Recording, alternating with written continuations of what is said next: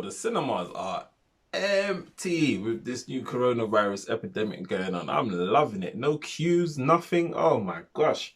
I all read that Cineworld might go out of business because of this. I'm perplexed by that. That better not be true. That's well, the CFO and the CEO, they're gonna need a grilling. Second biggest cinema chain in the world. How is that possible? You're telling me you don't have enough money to sit down for a while. It's peak. Anyway, let's get down to the hunt.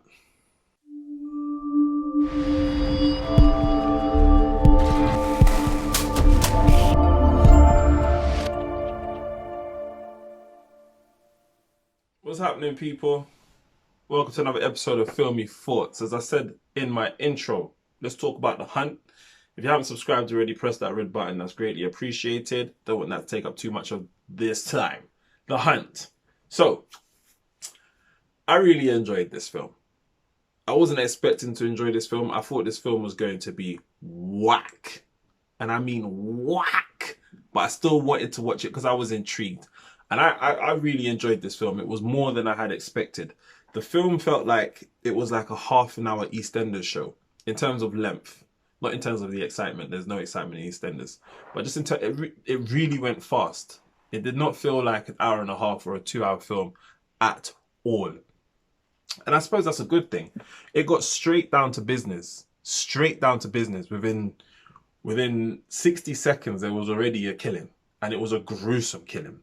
It was crazy. Thoroughly enjoyed it. It almost reminded me of the Purge series, trilogy, should I say, that happened a couple years ago. But I feel like this was a reboot and a better version. It was almost like they poured the Purge trilogy into a soup bowl, as well as Battle Royale. If you haven't seen Battle Royale, you need to get involved into this soup bowl. And they just mixed it up.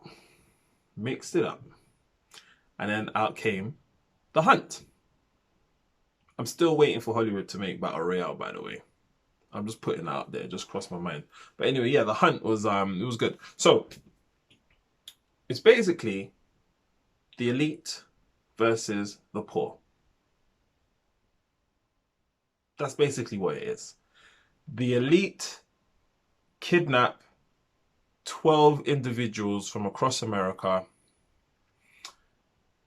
The ones that are outspoken, the ones that are trying to mess up the elite's plans via social media. Just goes to show the power of social media. But the elite have had enough. So what they decide to do is turn this all into a game. Let's get some of these culprits, some of these bastards. Let's kidnap them. Let's take them to an estate, a huge estate that we own. Let's set them free. Let's give them some weapons and let's hunt them. That's literally it. However, there is some dialogue in this film and throughout this whole film that bring to light the issues within America. Racism was brought up, and racism wasn't even an issue. There's not one black person in this film. Actually, that's rubbish. There is a black person in this film. They're the secretary, and they're safe. Nothing happens to them, right? All of the 12 people that were kidnapped are like rednecks, and they're Caucasian. They're seen as the poor of the poor, the worst of the worst, right? So that comes into it. So racism is touched upon.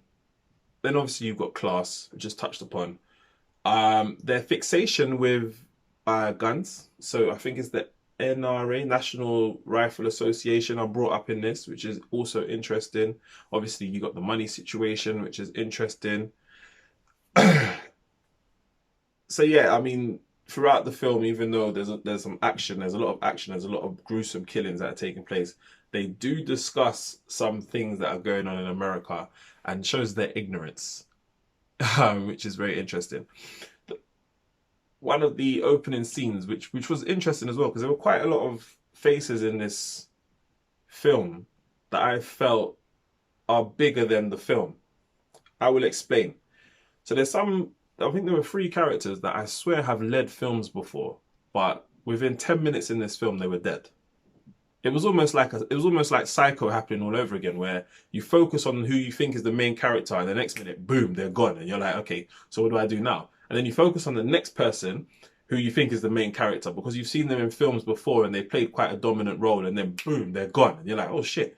And it's the same, and that happens about 3 or 4 times in this film. There's some faces I see regularly on TV and in movies, so I think, okay, these guys are gonna play a dominant role in this film, and they're out of there, which is interesting because it kept me on my toes. It made me think, okay, what's going to happen next? I really didn't know what was going to happen next because the name kind of speaks for itself, but it was deeper than that, which I liked. One of the funny things I saw in this film as well was when basically at the beginning, within the first 5 minutes, obviously everyone's let loose and they see this massive chest. They take this chest, and obviously within this chest is armory, just pure weapons. And the Americans are elated that they have found a crate full of guns. You know, they love their guns. They have the right for arms, the right to defend themselves and all these things. And they take up the constitutional right. I'm not sure what the amendment number is. An American might want to tell me, cool. But it's just, you know, all these rednecks, hillbillies. This isn't me calling them that, by the way. This is what they call them in the film. I don't want no problems. And, you know, they see a gun and they just get excited. They think they're safe now because they have a gun. The amount of pressure they put on the fact that they have a gun is just was interesting to see. Another thing this also brings up is the whole blame culture, and makes light of fake news as well, which is really good. Which is the reason why the hunt even started, because of fake news. All of these 12 people were apparently spreading around fake news, which really upset the leader of the hunting group, and they decided, okay, we're going to kidnap them all. So it really addresses some really good things in this film. I would say to go and watch it. I found it quite interesting because it made light of it, but at the same time it's quite a serious issue. I like the fact that I went to go watch a film based on something like this, and it wasn't about racism. It wasn't about black people being the worst of the worst and we have to get rid of them. It was different. It was white people thinking that white people are the worst of the worst and we have to get rid of them. A certain type of white people, that is. So it was just nice to watch something very different. I would give it a 3 out of 5, I think. Again, it wasn't excellent, wasn't fantastic. I just liked it. It was intriguing. 3.5 out of 5, I think, actually. If you're not in isolation, go and watch the film. I know a lot of films are being pulled, so I don't know how many more of these I'll be doing in the next couple of weeks. But I'm going to keep going. If they're available, that is. Whether it's the morning, the evening, the nighttime, the daytime, or the afternoon. I hope you're blessed. Hope you're looking after yourself. Hope you're staying safe. Take care. All the best.